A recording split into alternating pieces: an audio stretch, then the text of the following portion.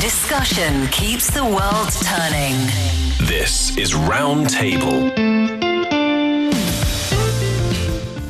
You're listening to Roundtable. I'm Niu Honglin, joined by Steve and Yushun. Coming up, ever dreamed of being the smartest kid in school? The one who always knows the answer and outshines everybody else without breaking a sweat.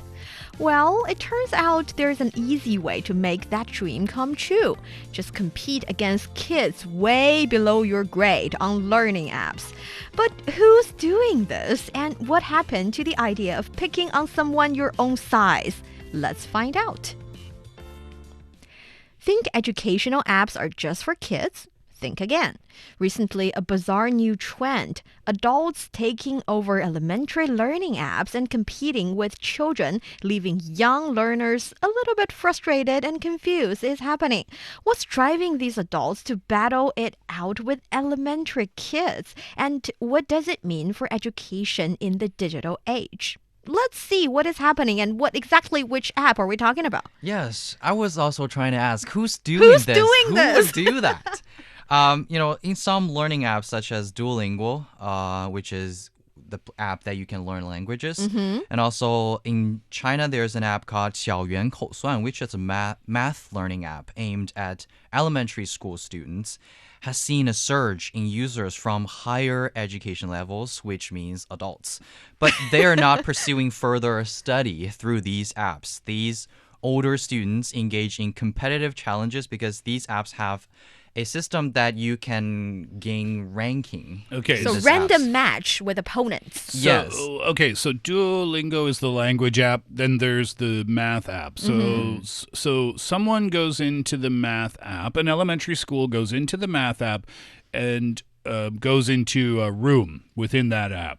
And within that room, there's a series of questions to answer, and it's a competition. So it's you versus a random stranger, or the child versus a random stranger. The goal, I guess, is to be another child with the similar math level. And then they answer a series of questions and there's a winner. So if you're a winner, then you get what? What do you get? You get an improved ranking within the app?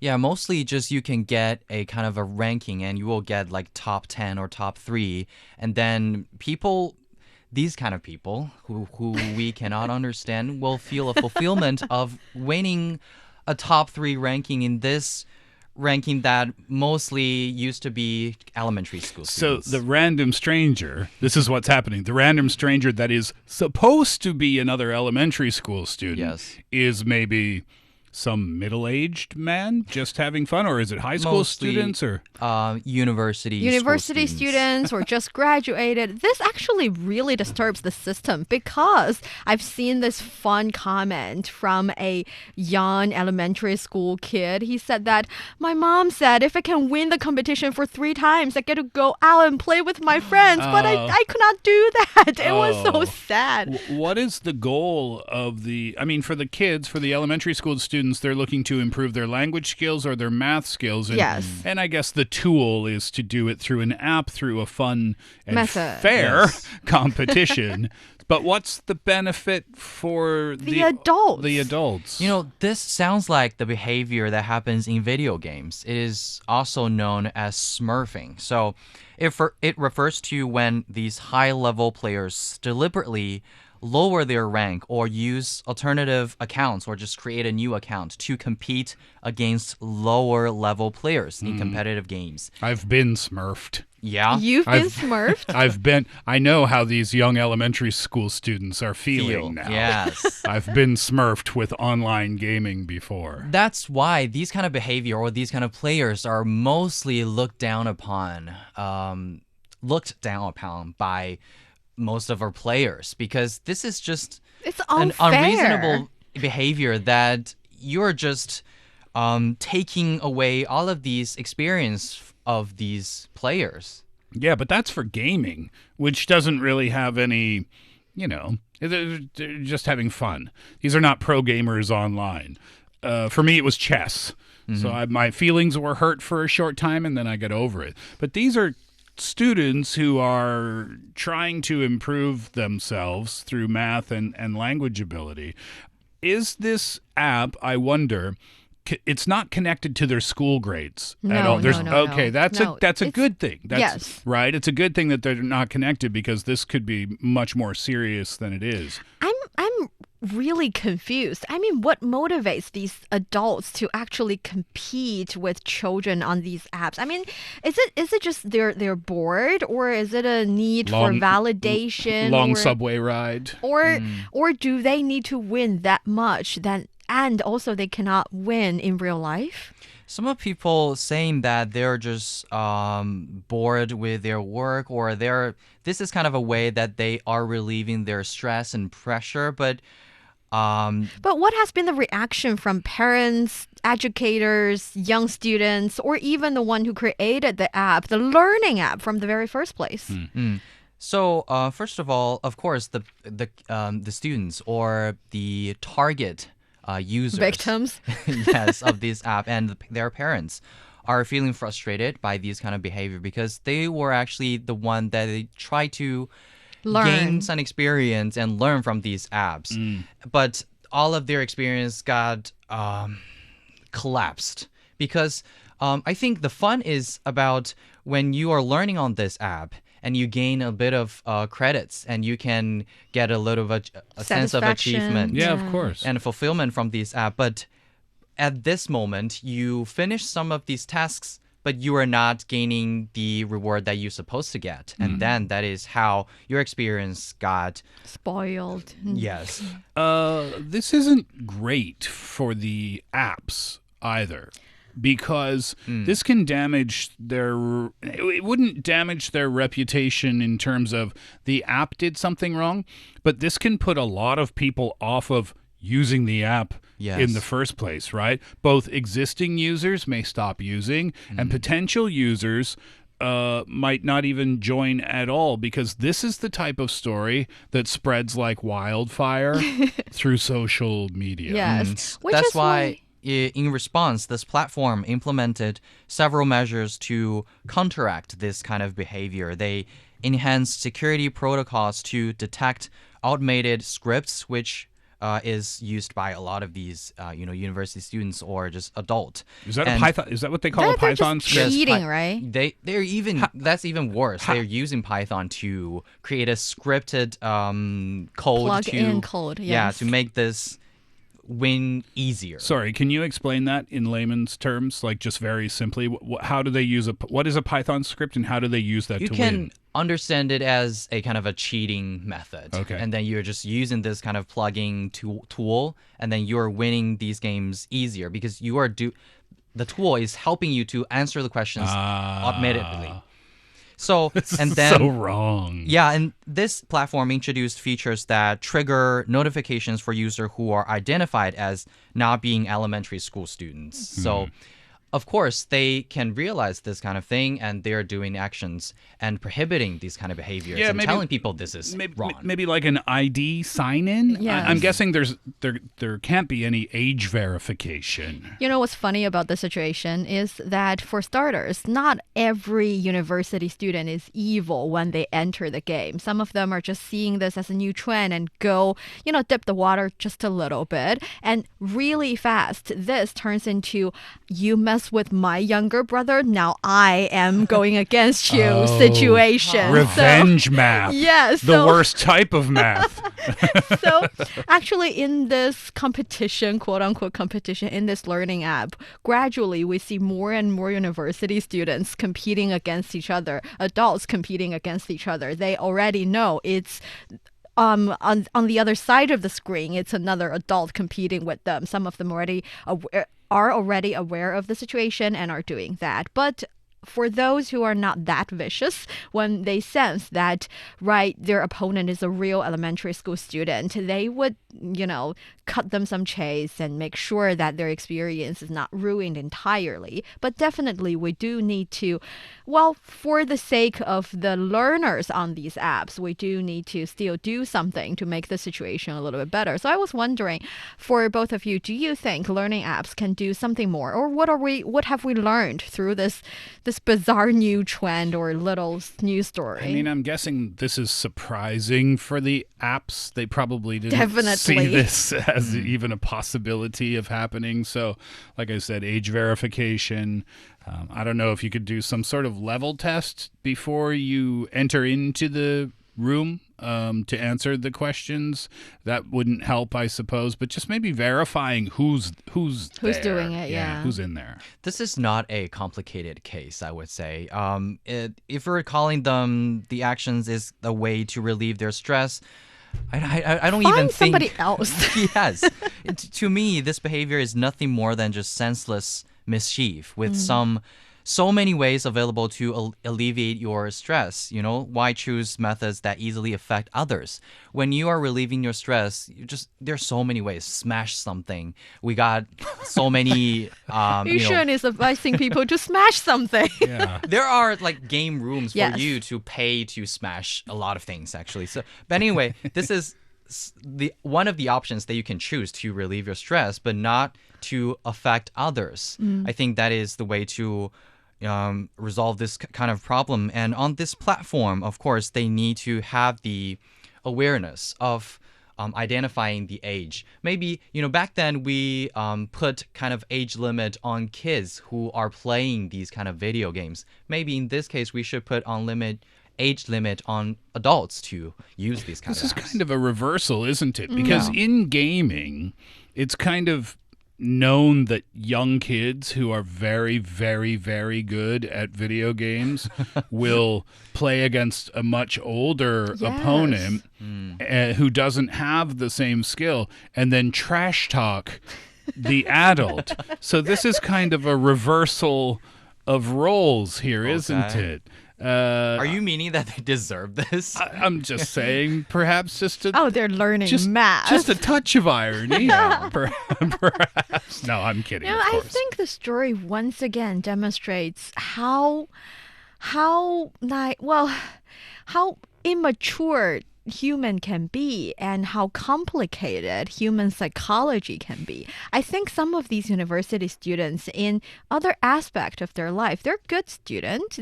I like to believe they're good people. They are not bully in real life. I don't think it makes them a No. horrible human Right? being. It's not just something- because think about it. You see this story circulating on social media, and you're on the subway, and you've got an hour to kill, and you go, "Oh, what's this all about?" So you just open up your Try a Duolingo little app, or bit. you go in and you say, "Oh, actually, I know the answer to that." Right? They're not terrible people Yeah, they at probably- all. I don't guessing think it's- so. It's not all day, every day know, they're doing this. Maybe I am the one that got so many times of smurfed.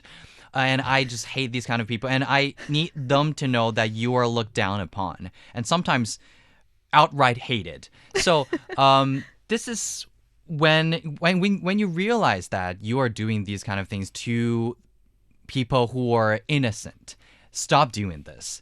Then maybe you are not that bad. But if you realize, okay, I am just smashing these kids' using experience and I'm keeping doing this and I'm gaining a sense of fulfillment of winning, then I don't think you're good. Yeah. Well, for those who are actually doing this and find the pleasure in it, to start with, I don't think you're that bad, but I do have a tip for you. There are some games that provide these fake servers that you can enter the game and you are the only real human player in the server. All the other ones are basically fake NPCs, non-people characters, but they are they basically pretend that they are real humans, and whenever you draw a lottery, you can be the one who's winning. Whenever you try to compete with another player, you are the one who's winning. So the entire design of the game is to give you the fake, yet for you maybe real sense of satisfaction. Go play in those games and do not stop messing with little elementary learners. And conversely, here's a tip. If you are an adult who is constantly getting smurfed by little kids online, We're coming back to that, huh? you can pretend. I saw this one video. I laughed so hard. This guy, he's an online gamer, but he's terrible at it. Okay. So he plays online, and when he loses, the other person will typically trash talk Yeah. him, right? Oh, you're terrible at this game. You should quit and never play this game. You're the worst. And he's an adult male, but he just types, oh, I'm sorry, I'm just a little boy. I'm in the 3rd grade. And then the other person says, oh, no, you you're trapped really, them. really good at this. No, don't give up. That's his strategy to protect his ego. So many different kind of methods. That's a good one, I think. Yes, I mean, competition can be fun, but when it disturbs learning, we need to take a step back and ask what's really important. And I think our conversation today reminds us that education is a journey, not a race. Whether it's children mastering math or adults exploring new languages, learning is most rewarding when it's meaningful. And that's a lesson worth teaching, no matter who's on the leaderboard. Coming up next, Motivational Monday. Motivational Mondays.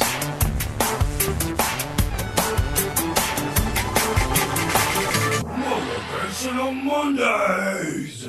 It's Roundtable with myself, Niu Honglin, Steve Hatherly, and Yushun. Motivational Monday. We do need some motivation these days. It's getting into the cold part or period part of the year, and people are getting a little bit sluggish. So, Yushun, what do you have for us to, motivate our week? People need to get motivated, especially in these cold days, right?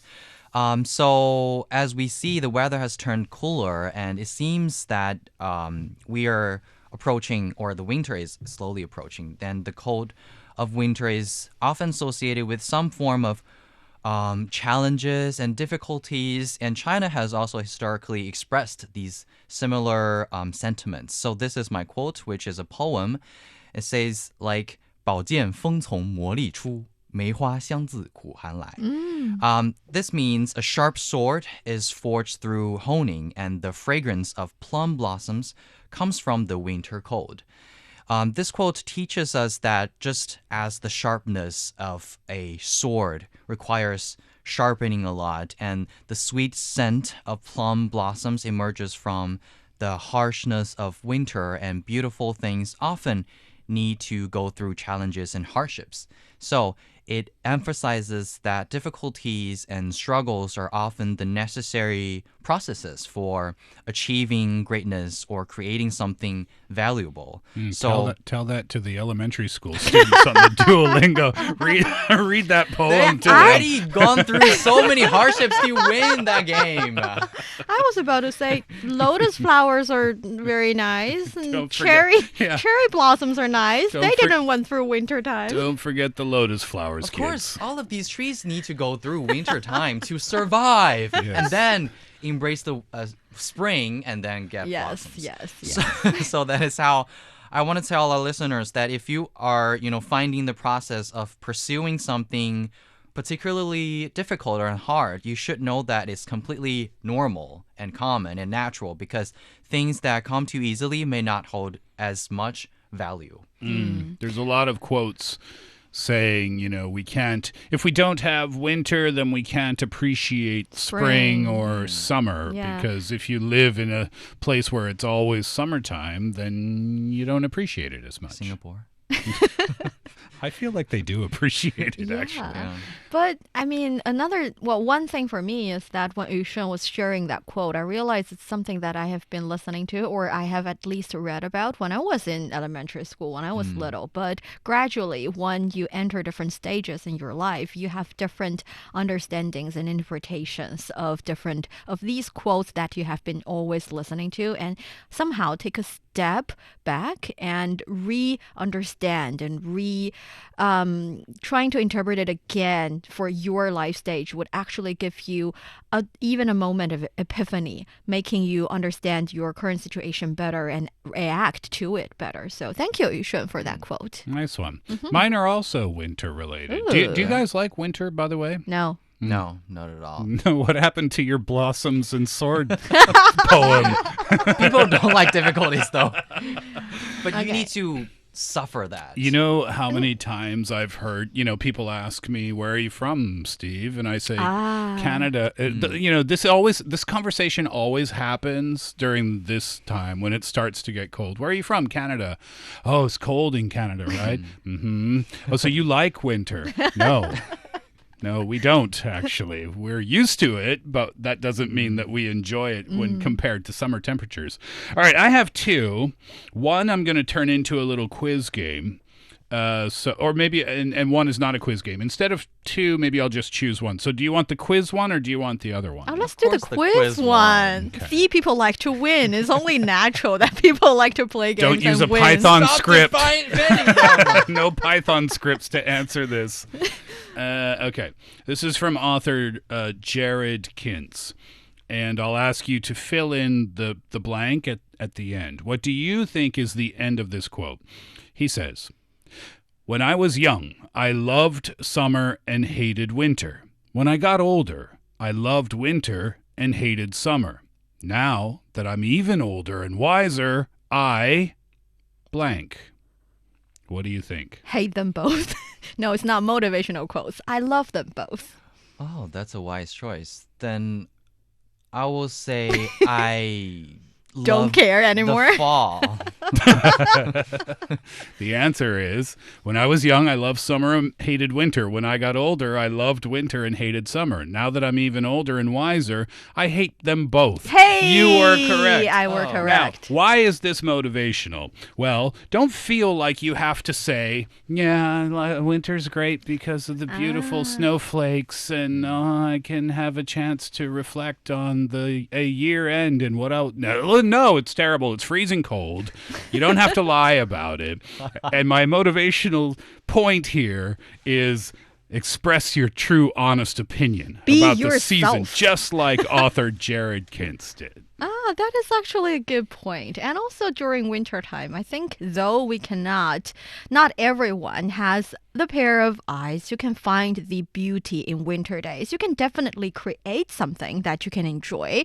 When I was saying I don't like winter times, I actually do like cradling in the bed with the cover with a very furry kind of cover that I can be inside and enjoying a little bit of hot water or even hot beverage, milk, coffee, and watch one of my favorite, winter day designated TV shows and series, and makes everything much, much better. I agree with that to the extent that when it's freezing cold outside in And also hot wintertime, pot, by the way. when it's freezing cold and the air is a little hot pot in bed. No, not in bed. In winter days. When it's freezing cold and maybe the sky is a little bit dreary, it's just a good excuse to not go out. Right? Yeah. So, yeah, I get what you're saying about Cuddle a little bit. curling up with a nice hot pot under the covers. And also, I think that Not is the doing that. reason why most of the kids, they would say, I love 4 seasons, because they can always think of the good part of 4 seasons. Okay, for the winter, they are not thinking about the coldness. They're thinking about the snowflakes, building a snowman, having hot pot. Yeah. Or for the summer, they can thinking of is the popsicles and the ice creams. So And Always something to look forward to. yes, Yeah. they are always motivated. And I think that is the part that we should learn from them. Yeah, when we're grown up, we do not have to accept the things or like the things that everybody else like, but we can definitely create something that we like. We have the power in our hands to make our lives beautiful. And I feel like today is a really winter-themed Motivational Monday day. So, Steve, how about you share your other quote? Oh, sure. This one was kind of a real motivational point from Gary Zukov. He says, "We cannot stop the winter or the summer from coming. We cannot stop the spring or the fall or make them either disappear. They are gifts from the universe, and we cannot refuse. What we can choose is how we will contribute to life when each arrives." Meaning, winter's going to come whether we like it or not. Spring too, summer too, fall too. So rather than complain about it during the 4-month period, why not just embrace it and see what you can do with your own life that might be a little bit different than what you would do with your life in the spring or the summer or the fall. Like winter sports or winter activities, things like that. Yes, that's actually also quite true and beautiful. And for those of you who feel like you're a bit down, a bit sluggish in winter days, it might really just be the weather, because the weather condition, the temperature, the length of sun shining time during the day. That's the thing I really hate the most about the winter time, is that the sun disappears so early. Is it maybe 4:35 p.m., 5:30, somewhere around there, right? Yeah, some people would find that, oh, maybe it's me. No, it's the weather. It actually affects your perception of the world. It affects your emotion. Seasonal depression. Yes, it's real. So having the awareness actually will make you feel better, and you understand it's not you, it's the world. Then create something that will make you feel better. Create a little, have a little date appointment with yourself after work, having something to look forward to after work. Then you would feel much better in the cold winter days. Just do not have hot pot in bed. That's not suggested. But you can still definitely find something to pamper yourself with a little bit, and that would help you enjoy the beautiful winter time. And that brings us to the end of today's roundtable. We would love to hear your thoughts on today's topics. Leave us a comment or send us an email to roundtablepodcast@qq.com. Until next time, keep the conversations going and the ideas flowing. I'm Niu Honglin with Steve and Yushun. Thanks for listening. Bye-bye, everyone.